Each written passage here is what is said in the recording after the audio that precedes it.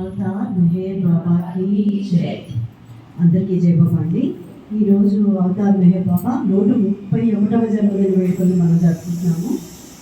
అందులో భాగంగా ఈరోజు మాట్లాడే అవకాశం బాబా నాకు ఇచ్చారు.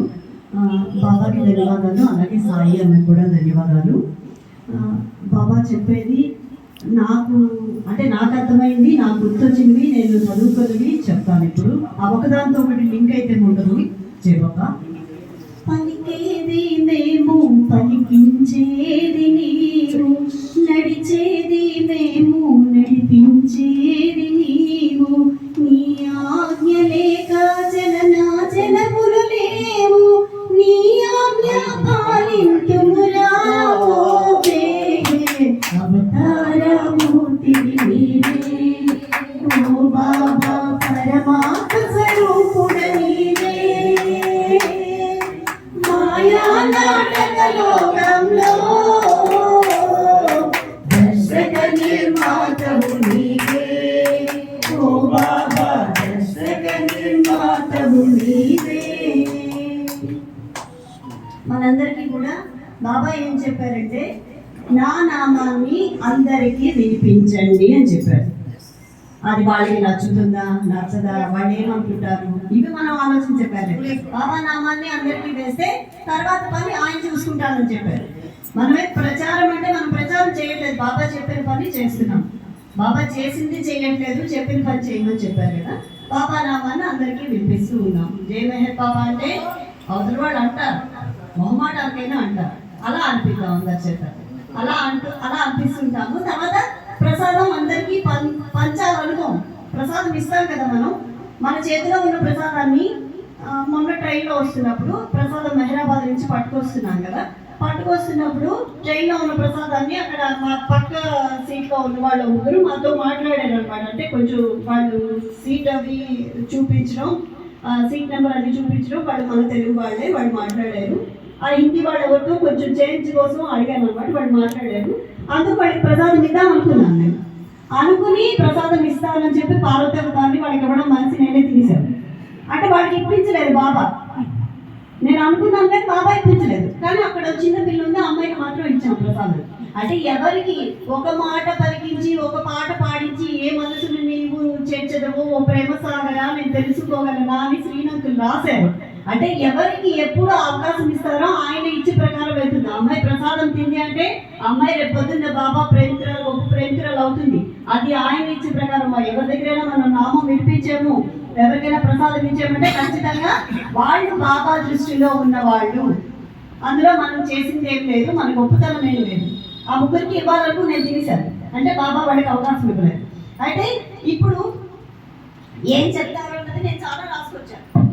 ఇవన్నీ చెప్పాలి, ఇవన్నీ చెప్పేస్తాను మూడొద్దులు. అయితే బాబా ఎప్పుడు పుట్టారు అంటే 1894 ఫిబ్రవరి 25 కదా బాబా జన్మం. 1892లో షెహర్యార్కి షిరీన్ ఖాన్కి వివాహం అయింది. 93లో జంషెడ్ పుట్టడం, తర్వాత బాబా జన్మం. బాబా పుట్టాక చాలా శ్రీకృష్ణుడి లీలలు ఎన్నైతే ఉన్నాయో బాబా చిన్నతనంలో కూడా అవే లీలలు షిరీన్ మాయకి అందరికీ కూడా కనిపించాయి. అలాగే బాబా 5 సంవత్సరాల వయసులో గుజరాతీ స్కూల్లో ఆయన చదువుకుంటున్నప్పుడు ఆయనకి దివ్యానుభవం కలిగింది. అప్పుడు అంటే ఆ దివ్యానుభవం ఆయన అనుభవించాడు 5 సంవత్సరాల వయసులో గుజరాతీ స్కూల్లో బాబా చదువుతున్నప్పుడు. తర్వాత బాబా చదువు అంతా అవడం 1911లో దక్కన్ కళాశాలలో జూనియర్ కాలేజీలో జాయిన్ అవ్వడం. అప్పుడు కాస్మోపాలిటన్ క్లబ్ స్థాపించడం జరిగింది 1911. అంటే ఫస్ట్ ఇయర్ అనుకుంటా, బాబా ఫస్ట్ ఇయర్ చదువుతున్నప్పుడు. ఈ క్రమంలోనే ఆయన దక్కన్ కాలేజీకి హజరత్ బాబాజాన్ ఎక్కడైతే ఉందో అక్కడ నుండి బాబా వెళ్ళడం. ఇవన్నీ మనకు తెలుసు, కానీ గుర్తు చేసుకోవడం కోసం నేను ఇయర్స్ అన్ని రాసుకున్నాను. అయితే 1912లో ఆయన ఒక దివ్య ప్రకాశాన్ని చూస్తారనమాట బాబా. చూసి కొంచెం అంటే ఆయనలో మార్పు వస్తుంది. 1912 11లో దక్కన్ కళాశాలలో జాయిన్ అవ్వడం, 12లో ఆయన దివ్య ప్రకాశాన్ని చూసిన తర్వాత ఆయనలో అంటే భౌతికమైన వాటి నుంచి ఆసక్తి తగ్గిపోవడం జరుగుతుంది.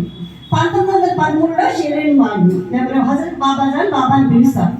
బాబా అనిపించినప్పుడు బాబా దగ్గరికి వెళ్తే నా ప్రియమైన కొడుక అని ఆవిడ కౌగిలించుకోవడం జరుగుతుంది.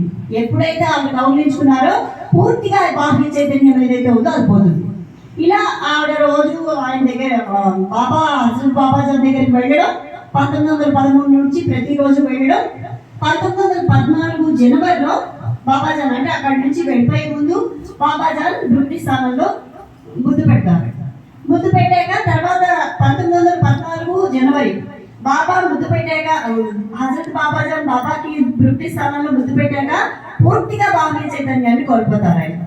అంటే ఇక పూర్తిగా ఈ భౌతిక జ్ఞానం అన్నది ఏది కూడా ఉండకుండా ఆయన అంటే ఒక పిచ్చివాడు ఎలాగైతే బిహేవ్ చేస్తాడో, అన్నం ఇచ్చినప్పుడు అది జేబులో వేసేసుకోవడం, ఇలా ఏవో చేస్తుంటారు.